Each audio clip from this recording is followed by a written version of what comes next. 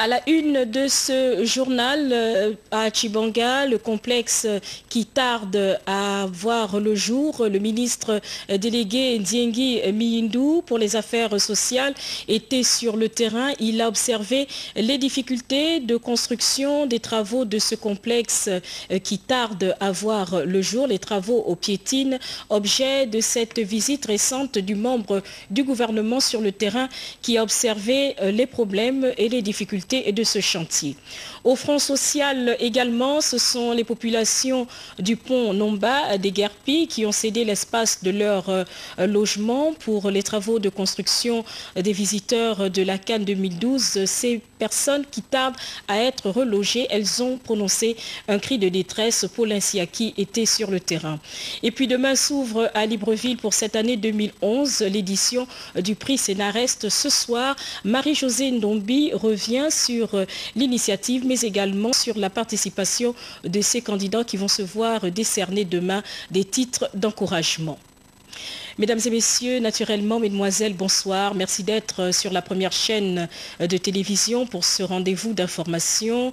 Aujourd'hui, c'est ouvert à l'auditorium de la maison Georges Rawiri une session extraordinaire de la carte professionnelle de presse. C'est le secrétaire général du ministère de la Communication, Christophe Otamo, qui a présidé les travaux. L'objectif vise à étudier les conditions des professionnels du secteur de la communication invités prochainement à la couverture médiatique des élections, mais également de la CAN 2012. Les précisions avec Arnaud Mengue et Cyril Ngalekou. Permettre aux journalistes, producteurs et techniciens des métiers de la communication exerçant dans notre pays d'exercer en toute légalité leur métier lors des prochains événements que notre pays attend organiser, entre autres les élections législatives et la Coupe d'Afrique des Nations. Une session extraordinaire de la carte professionnelle de presse vient de s'ouvrir ce 23 juillet à l'auditorium de la maison Georges Rawiri, siège de la RTG chaîne 1. Dans son mot de circonstance, le président de la Commission nationale de la carte professionnelle de presse a donné les avantages de ces sésames. La tenue de cette session extraordinaire reste motivée par le délai d'expédition des demandes d'accréditation pour la couverture de la CAN 2012 qui doit parvenir à la Confédération africaine de football le plus tôt possible en tenant compte de l'importance accordée à la carte professionnelle de presse dans le dossier des postulants. Il s'agira au cours de cette session de statuer urgemment sur les nouveaux dossiers de demande de carte professionnelle de presse dans la perspective aussi de la couverture des prochaines législatives et des manifestations marquant les 51 ans d'indépendance de notre pays. Des rendez-vous au cours desquels l'accès au foyer d'information sera davantage conditionné par la présentation du sésame professionnel. Le secrétaire général du ministère de la Communication, de la Poste et de l'économie numérique, représentant le ministre empêché, a quant à lui lancé un appel aux acteurs du secteur communication. J'interpelle dès lors tous les acteurs du secteur communication à s'impliquer dans toutes les actions menées en vue de la préparation des événements en vue. En marge de l'ouverture des travaux de cette commission, le secrétaire général du ministère de la Communication a tenu à clarifier les uns et les autres que l'audit ministère n'a qu'un seul inspecteur général et que cela ne devrait en être autrement. À Tchibanga, les travaux du complexe des affaires sociales fâchent le ministre délégué Ndiengi Miyindou. Près de 75% des financements pourtant payés justifient la visite récente du terrain du membre du gouvernement qui allait dans la localité s'enquérir des difficultés d'avancement de ce chantier. Les précisions d'Edgar Djembidoukaga et de Louis Bestar Linyongo. Plus de 600 millions de francs CFA déjà payés par l'État sur le budget initial de 783 millions de francs CFA pour la construction de son complexe des affaires sociales de Tchibanga. Les travaux piétinent depuis 6 ans. Le patron de l'entreprise, CBCM, est de moins en moins présent sur le chantier. Il n'en fallait pas plus pour susciter la colère et gêner la visite du ministre délégué chargé des affaires sociales. Sur les 700 millions, il reste à peine 123 millions à payer. Regardez, le tas de chantier. Ce n'est pas sérieux. Non, je crois qu'on va aviser qui de droit et puis on va réexaminer. C'est pas sérieux. Ça fait bientôt 6 ans, je crois, que ce projet. Oui, tout à fait. C'est inadmissible. Les observations faites sur le site seront suivies d'une convocation adressée à l'entreprise. Plus rassurant par contre, le chantier de Dougassou, un village du département de la Guini à Mouabi, où les travaux de construction du dispensaire sont sur le point d'être livrés par l'entreprise Somerco. De tous les 2 chantiers qu'on a regardés jusque-là, je crois que celui-là, il y a eu raison d'être satisfait. Maintenant, on va lui faire parvenir nos observations. En plus du bâtiment des soins infirmiers, le dispensaire de Dougassou compte également 2 logements prêts à accueillir bientôt les 2 infirmiers très attendus dans ce village de quelques 300 personnes. Autre préoccupation des terrains, cette fois à Malibé 2, où des exploitations ou des exploitants de carrières de sable s'accordent peu sur des questions de convenance, malgré l'appel à l'ordre de l'administration de tutelle. Ce soir, le ministère des Mines, par la voix du directeur général des Mines et de la Géologie, interpelle les protagonistes sur la situation qui prévaut et qui suscite des troubles dans l'ordre public. Le directeur général des Mines et de la Géologie invite au respect des dispositions légales. Nous écoutons le docteur Paul Ngondi-Mbouala, directeur général des Mines et de la Géologie, au micro d'Edgar Djambidou Kaga. Le ministre des Mines, du Pétrole et des Hydrocarbures rappelle aux opérateurs économiques du secteur des carrières exerçant dans la zone nord de Libreville que l'arrêté numéro 00809 du 2 décembre 2005 portant interdiction de toute exploitation de sable au nord de Libreville, pris en application de la décision du Conseil des ministres en sa séance du 13 octobre 2005 et confirmé par l'arrêté numéro 000548 du 18 mai 2007, reste valable à ce jour. Toutefois, au regard des travaux engagés par l'État dans le cadre des grands chantiers en cours, notamment la CAN, les logements sociaux, les routes, etc., les titulaires des permis en cours de validité à la date de la décision ont été autorisés à exploiter leur carrière jusqu'au 31 décembre 2011. Il s'agit de MATSAF et de MCE-BTP.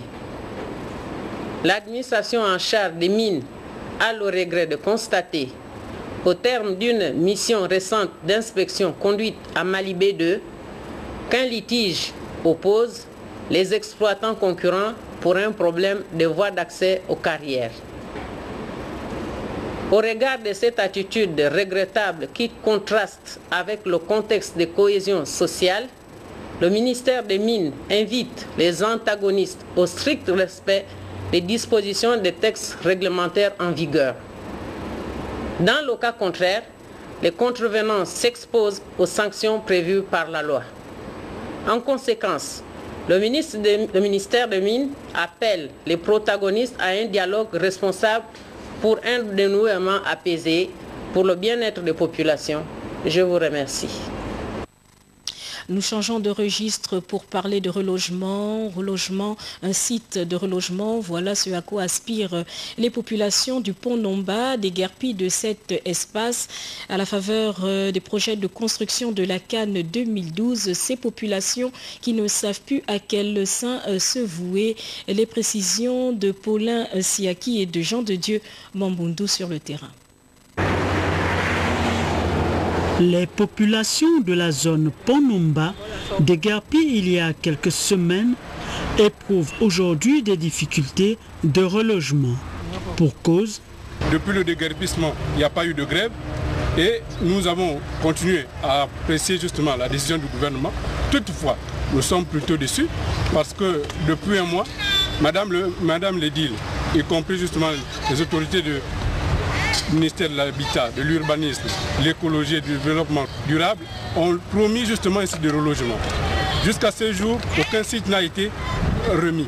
Nous sommes aujourd'hui dans des milieux où effectivement les gens s'entassent, d'autres dorment justement même le sol et sans logement. Et on nous dit de patienter. Je ne sais à quel moment nous allons patienter, d'autant que nous attendons maintenant la saison de pluie. Et la rentrée scolaire va avoir lieu parce qu'elle est prévue en septembre. Au jour d'aujourd'hui, il y a une espèce de discrimination, de propagande malsaine qui est faite sur ceux-là qui sont détenteurs de titres fonciers, comme quoi ils ne souhaiteraient pas quitter le site. Mais êtes-vous sûr que l'on peut quitter un site si on ne joue pas des mesures d'expropriation? Vivement qu'une solution soit trouvée et que les déguerpis de la zone Ponomba rentrent dans leurs droits. Et puis ce communiqué que je vous livre, le ministre de l'Équipement, des Infrastructures et de l'Aménagement du Territoire informe les populations et les responsables politiques et administratifs des départements de Lokano et de Lamvung qu'il procédera le dimanche 31 juillet 2011 au lancement officiel des travaux d'aménagement des routes Lalara-Koumameyon et Koumameyon-Auvent financés par la Banque islamique de développement et l'État gabonais. Financés sous le haut patronage de son Excellence, Monsieur le Président de la République, chef de l'État, cet événement se déroulera selon le programme ci-après. Dimanche 31 juillet 2011 à 11h à Lalara, lancement des travaux d'aménagement de la route Lalara-Koumameyon. Dimanche 31 juillet 2011 à 14h à Auvent, lancement des travaux d'aménagement de la route Koumameyon-Auvent. À cet effet, le ministre invite ces populations à prendre une part active à ces cérémonies.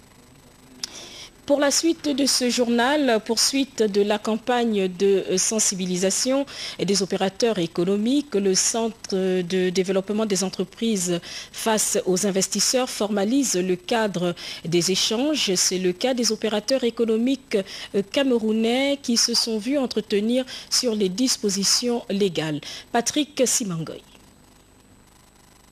Le gouvernement de la République décidé à assainir le climat des affaires au Gabon. C'est un processus irréversible mis en œuvre par le ministère de l'économie, du commerce, d'industrie et du tourisme, créé lors du Conseil des ministres délocalisé du 4 mars 2011 à Port-Gentil. Le Centre de développement des entreprises, CDE, animé de la volonté de travailler en partenariat avec les investisseurs exerçant au Gabon, multiplie ces dernières semaines les réunions de sensibilisation. Après les opérateurs économiques burkinabés, le tour est revenu cette fois aux investisseurs camerounais d'échanger avec le directeur général du CDE, Alfred Ngabanda.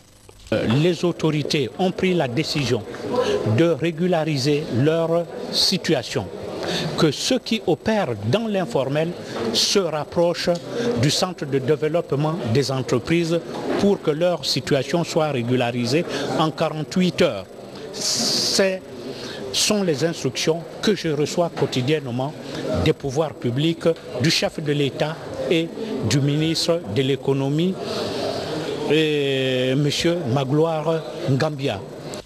Une campagne de communication qui s'étendra à l'intérieur du pays. Le moment viendra où nous allons convoquer les opérateurs économiques gabonais secteur par secteur pour leur dire d'être en phase avec la réglementation et la législation gabonaise. Et les autorités m'ont prescrit également la mission d'aller à l'intérieur. Une tournée interprovinciale s'impose et beaucoup opèrent également dans l'informel. Et l'informel tue l'économie réelle. Et la dynamique de l'émergence, c'est d'être en phase avec notre réglementation. Les opérateurs économiques camerounais rassurés au terme de ces riches échanges. Les gens se sont toujours fait rouler. Maintenant où le directeur général vient de nous l'expliquer, nous allons amplifier le message au niveau de la communauté. Le Centre de développement des entreprises, qui a déjà pris la mesure de la nouvelle vision économique du pays, impulsée par le président Ali Bongo Ondimba, met progressivement à la disposition des investisseurs gabonais et étrangers opérant sur le territoire national les mécanismes d'appui et d'assistanat nécessaires dans leur démarche pour l'obtention des documents autorisant l'exercice de l'activité. Le temps de l'informel est terminé.